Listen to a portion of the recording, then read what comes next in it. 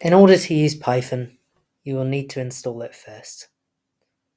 To do so, open up your web browser, head on over to python.org,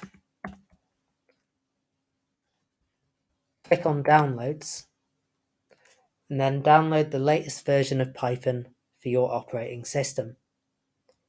In this profession, that's probably Windows, so it's as simple as clicking Download the latest version for Windows, then download Python. This will download the .exe file. Once it's downloaded, give it a click. This will start up the install Python setup. I recommend that at this stage you add python.exe to path, so click on the little checkbox here.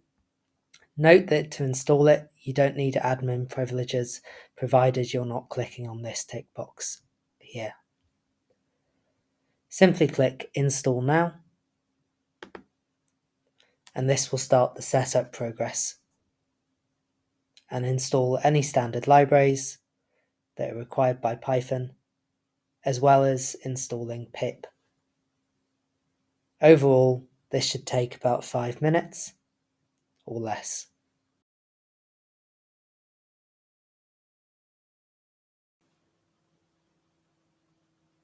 Once it says setup was successful, you can simply close the installer and move on.